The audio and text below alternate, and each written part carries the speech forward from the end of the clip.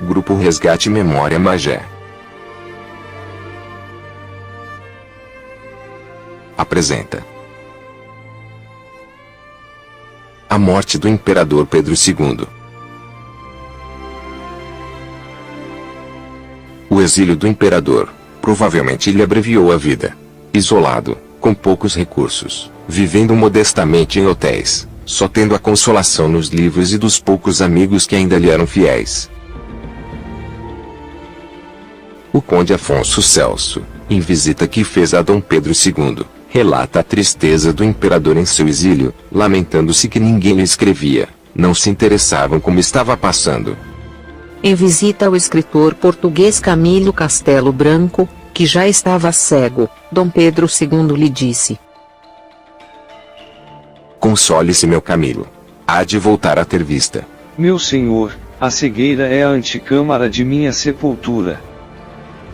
"Perdi o trono. Camilo, estou exilado. Não voltar à pátria é viver penando." Resigne-se, vossa majestade. Tem luz nos seus olhos. "Sim, meu Camilo, mas falta-me o sol de lá." Em 1891, Dom Pedro II foi viver em um modesto quarto em um hotel de Paris. Levou com ele um pequeno travesseiro com terra brasileira, afirmando que queria ser enterrado com ela.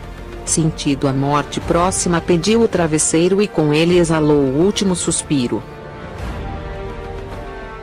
"Nunca me esqueci do Brasil. Morro pensando nele. Que Deus o proteja."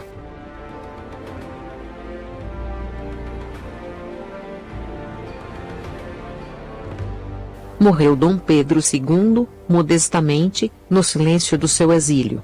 Desamparado do Brasil que tanto amara. O governo republicano brasileiro não quis participar das homenagens que a França fez a Dom Pedro II em seus funerais.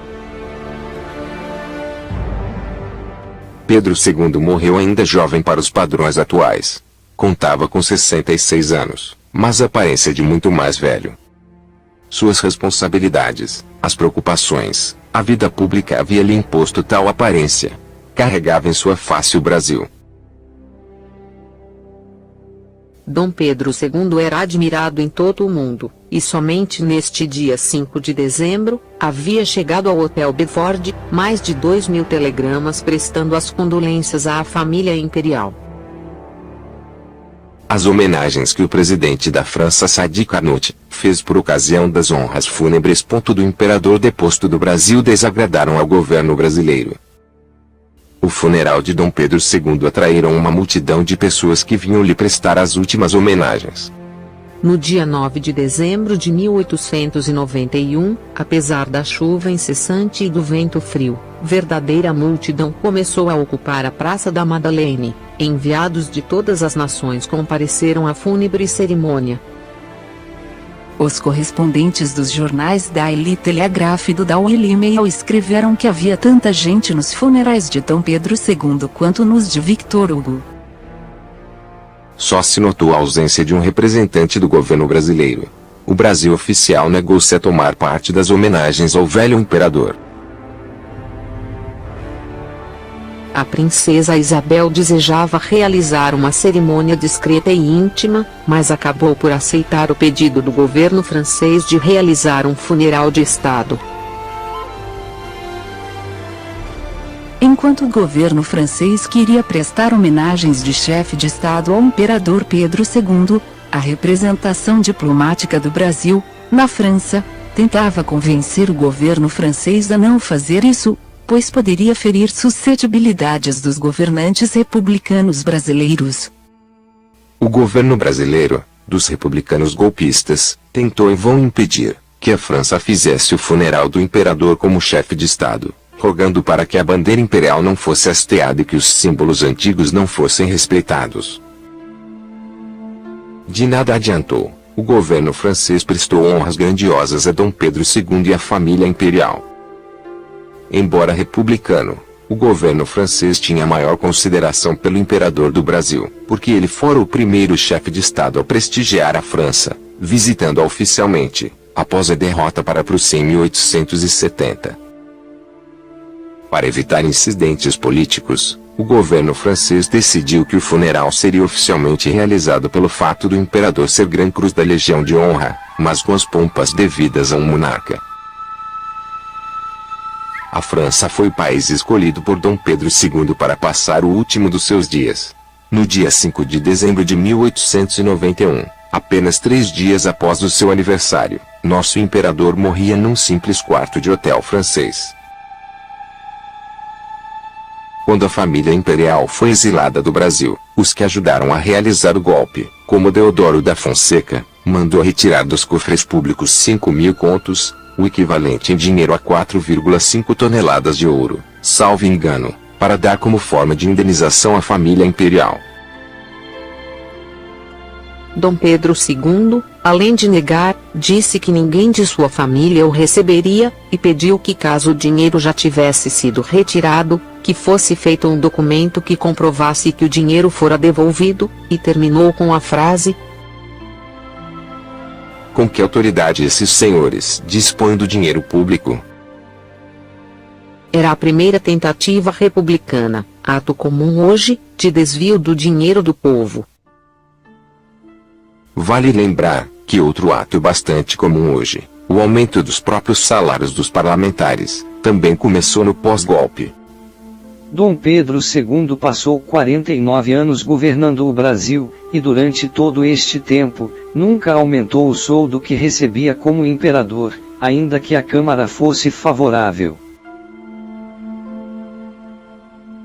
Assim que a República tomou posse, os líderes como Deodoro, aumentaram seus próprios salários para quase o dobro do que ganhava o imperador do Brasil.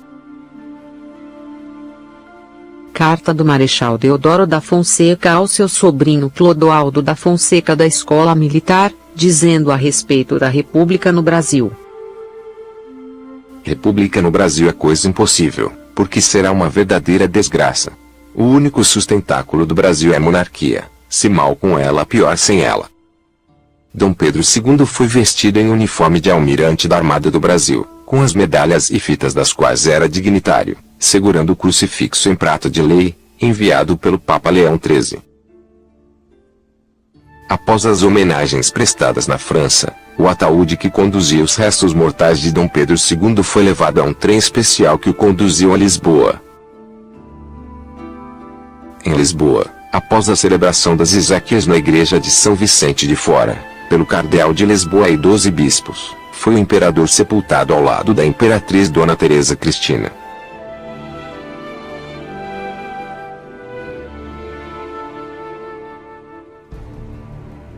Na mesma época em que o imperador Pedro II é sepultado em Portugal, assume no Brasil a presidência da República o Marechal Floriano Peixoto, após a renúncia do Marechal Deodoro da Fonseca, exercendo um governo ditatorial. Floriano enfrentou protestos da oposição que não o aceitava como presidente. Esta queria a convocação de novas eleições. Tal atitude tinha uma explicação. Caso o presidente ficasse menos de 2 anos no poder, novas eleições teriam que ser feitas. Deodoro governou por 9 meses. Logo, este era um bom motivo para que Floriano convocasse eleições. Porém, não as convocou e por isso enfrentou várias revoltas. Nessa época, qualquer movimento era uma ameaça à República, podendo ser caracterizado como a favor da volta da monarquia. Em fevereiro de 1893, estourou a Revolução Federalista, uma guerra civil que ocorreu no sul do Brasil. Instalada pela crise política gerada pelos federalistas, grupo opositor que pretendia libertar o Rio Grande do Sul da governança de Júlio de Castilhos, então presidente do estado, e também conquistar uma maior autonomia e descentralizar o poder da então recém-proclamada República. Também no sul Gaspar da Silveira Martins, intelectual e bom orador, ex-ministro de Dom Pedro II que fora preso e exilado na Europa, retornou em 1892, com o estado já sob o governo de Júlio de Castilhos e fundou o Partido Federalista do Rio Grande do Sul, que defendia o sistema parlamentar de governo e a revisão da Constituição Estadual. Com a posse de Castilhos, o caudilho Gumercindo Saraiva também retornaria ao estado, vindo de seu refúgio no Uruguai e liderando uma tropa de 500 homens. Um segundo grupo, comandado pelo general Jocá Tavares, ocupou outra região do estado com uma força de 3.000 homens, ameaçando o governador. Castilho convenceu o presidente Floriano Peixoto de que o levante era uma tentativa de Silveira Martins de restaurar a monarquia. No Rio de Janeiro, houve a chamada Revolta da Armada. Foi um movimento de rebelião promovido por unidades da Marinha do Brasil contra o governo de Floriano Peixoto, supostamente apoiada pela oposição monarquista à recente instalação da República. A Revolta da Armada foi liderada pelos almirantes Saldanha da Gama, que lutava pela volta do regime monárquico, e Custódio de Melo, ex-ministro da Marinha e candidato declarado à sucessão de Floriano. Sua adesão refletia o descontentamento da Armada com o pequeno prestígio político da Marinha em comparação ao do Exército. No movimento encontravam-se também jovens oficiais e muitos monarquistas. A revolta teve pouco apoio político e popular na cidade do Rio de Janeiro. Em 13 de setembro de 1893, diversas unidades encouraçadas trocaram tiros com a artilharia dos fortes em poder do exército. Houve sangrenta batalha na Ponta da Armação, em Niterói, área guarnecida por aproximadamente 3.000 governistas. A capital do estado do Rio de Janeiro, então a cidade de Niterói, ficou destruída e foi transferida para a cidade de Petrópolis em 1894, de onde só retornou em 1903. O governador José Tomás de Porciúncula, em virtude dos constantes ataques dos navios da Armada a Niterói, revogou o decreto-lei que transferia a capital para Teresópolis em janeiro de 1893. Tanto a capital provisória do estado em 1894, Petrópolis, como a capital do estado, por decreto, Teresópolis, 1893, saíram das terras de Magé. O município de Magé foi berço das cidades que homenagearam o imperador Pedro II, Petrópolis, e a imperatriz Teresa Cristina, Teresópolis. Sendo Magé ponto estratégico, e cidade bem abastecida de víveres, alimentos necessários à sobrevivência, em 20 de novembro de 1893, os revoltosos da Marinha chefiados pelo contra-almirante Saldanha da Gama, defensor do regime imperial, ocuparam militarmente, através do Porto de Piedade, a cidade de Magé e seus distritos, Suruí, Santo Aleixo e Guapimirim. Magé foi a única cidade do estado do Rio de Janeiro que recebeu o desembarque dos revoltosos da Marinha.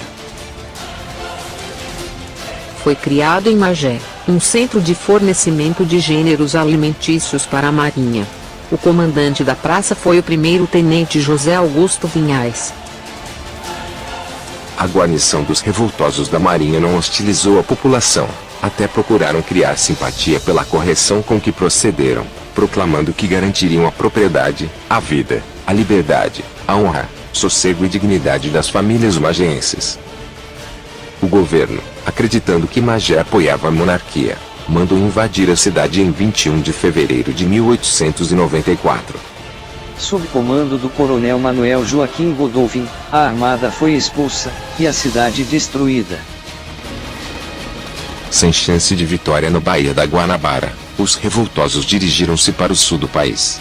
Alguns efetivos desembarcam na cidade de Desterro, atual Florianópolis, e tentaram inutilmente articular-se com os federalistas gaúchos.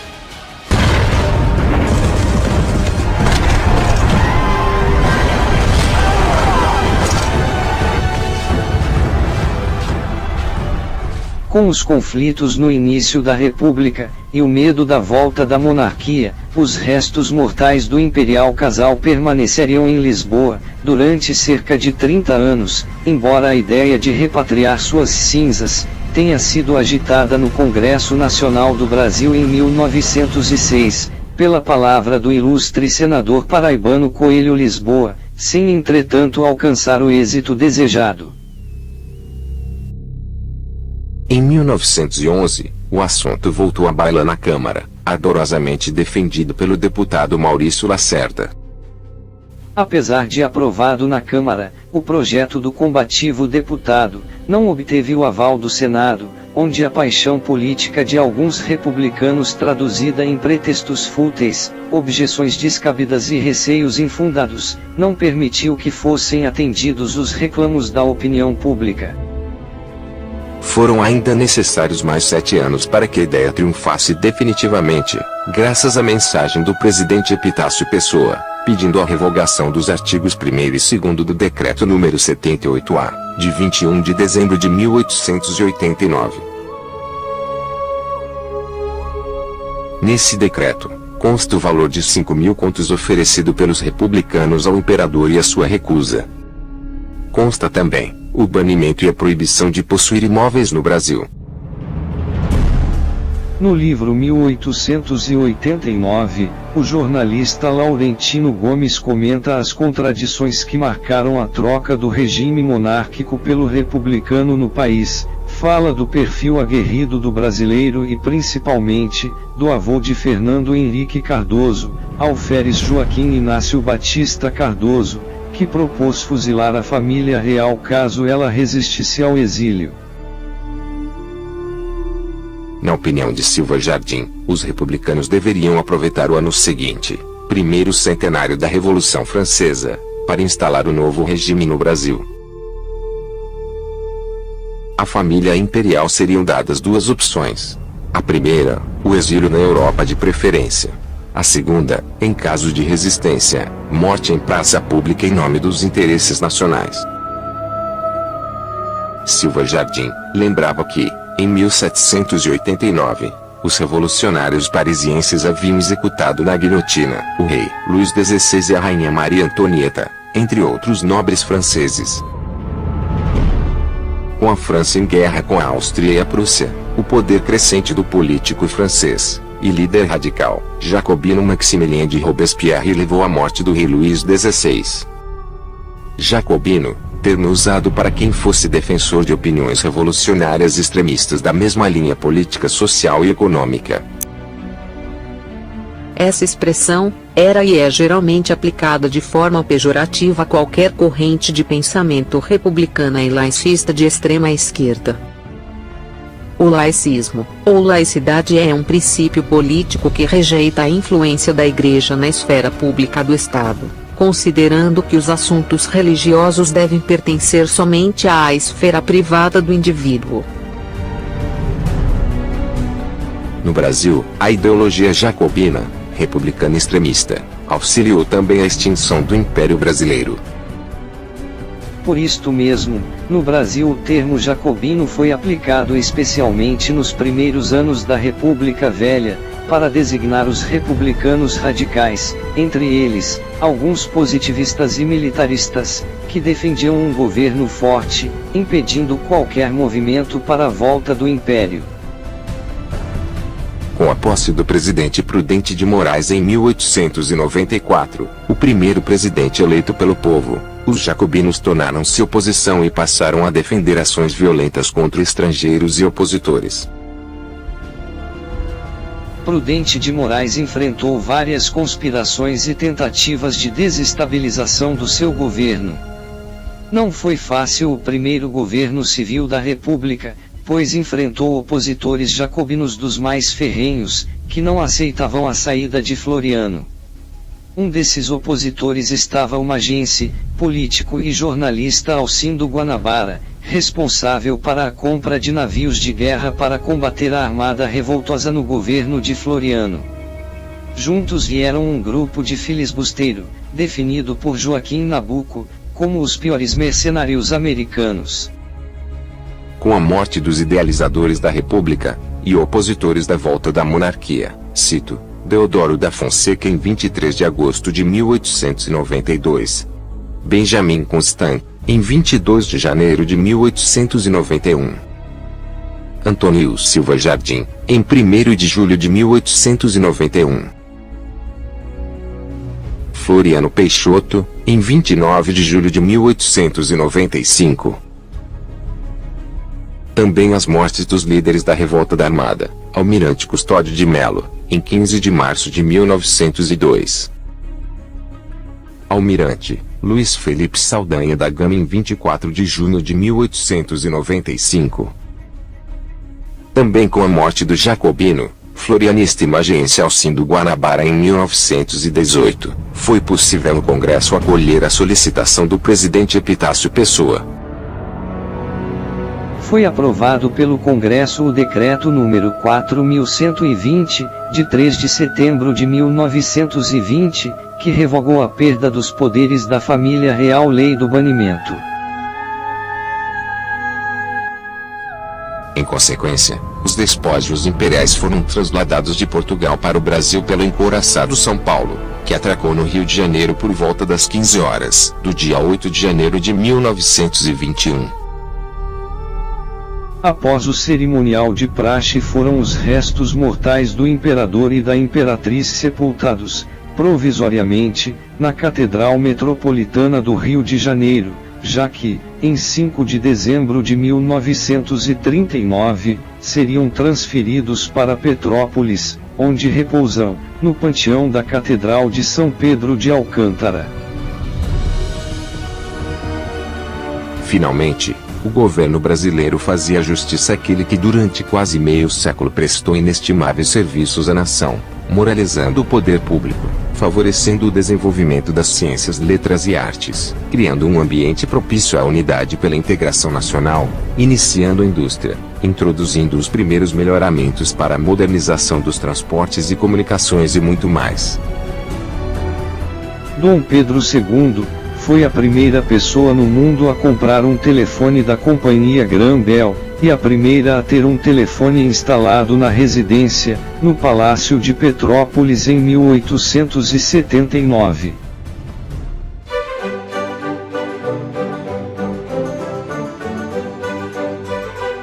A princesa Isabel Cristina, Leopoldina, Augusta, Miguela Gabriela, Rafaela Gonzaga de Bragança e Bourbon, nasceu em 29 de julho de 1846, no Rio de Janeiro, era a segunda filha de Dom Pedro II e da Imperatriz Teresa Cristina. Por 3 vezes foi regente do Brasil e sancionou diversas leis, entre elas a Lei do Ventre Livre, em 28 de setembro de 1871, que tornava livre todos os negros nascidos após aquela data.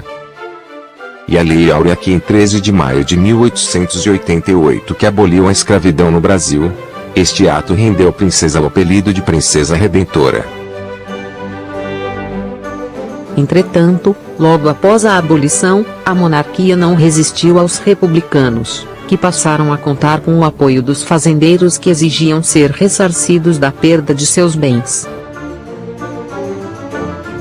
A família real foi banida do Brasil e a princesa Isabel se instalou na propriedade de seu marido, o Conde d'Eu, na Normandia.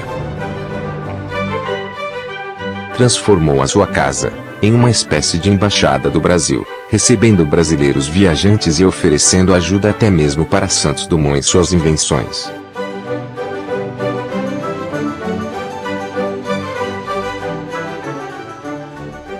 A princesa Isabel morreu em 14 de dezembro de 1921, aos 75 anos, de causas naturais, ainda no exílio.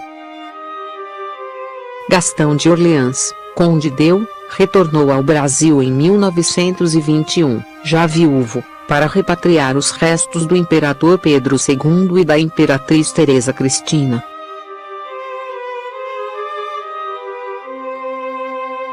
O Conde d'Eu morreu no ano seguinte, em 28 de agosto de 1922, aos 80 anos, de causas naturais, a bordo do navio Marselha, que mais uma vez o trazia ao Brasil, para a celebração do primeiro centenário da independência do Brasil. Ele e a princesa Isabel também estão sepultados atualmente na Catedral de Petrópolis. Ambos foram transladados pelo cruzador Barroso, em 6 de julho de 1953. Seu corpo foi trazido para um mausoléu imperial na Catedral de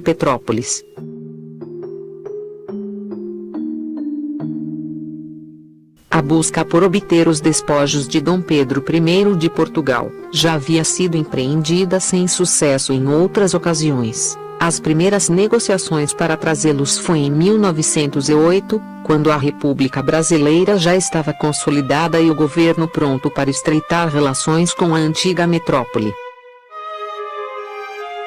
Os despojos viriam com o rei de Portugal, Dom Carlos, que programava uma visita ao Brasil, mas o rei foi assassinado antes da viagem. Na celebração do centenário da independência em 1922, foi inaugurado às margens do Riacho do Ipiranga em São Paulo, o Monumento à Independência, na esperança de trazer os despojos de Dom Pedro I, mas não obteve sucesso. Em 1951, surgiu a ideia de construir um local reservado, a abrigar os despojos dos antigos soberanos. Então, em 7 de setembro de 1952, a poucos metros do Museu Paulista, dentro do enorme monumento, perto do Riacho do Ipiranga, foi inaugurada no cenotáfio, uma cripta reservada ao descanso de nossos monarcas. Em 12 de outubro de 1954, foram encaminhados os despojos de Dona Maria Leopoldina, primeira imperatriz do Brasil, que estavam no convento Santo Antônio, no Rio. O cenotáfio foi convertido em capela imperial por decreto expedido pelo então prefeito de São Paulo, Adhemar de Barros, em 19 de outubro de 1959. Em 1971, com a proximidade do aniversário de 150 anos da proclamação da independência, o Instituto Histórico Geográfico de São Paulo, o Instituto Histórico Geográfico Brasileiro e o Itamaraty retomaram os diálogos junto aos institutos de preservação de memória e ao governo português para promover a concessão dos despojos de Dom Pedro I.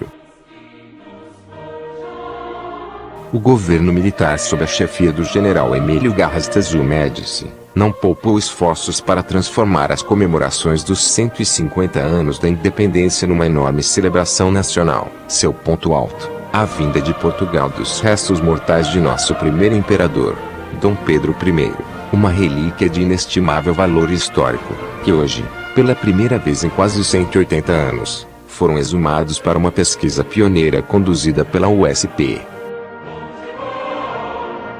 No dia anterior, o presidente Médici expressara, em rede nacional de TV e rádio, sua emoção. Brasileiros, não posso esconder minha emoção. Fala por si mesmo este fato que nenhuma eloquência poderia superar. No ano em que celebramos o sesquicentenário da nossa independência, regressará ao Brasil o corpo daquele que, em 7 de setembro, às margens do Ipiranga, com a bravura, o arrobo e a paixão que eram a marca de sua personalidade, proclamou livres estas terras.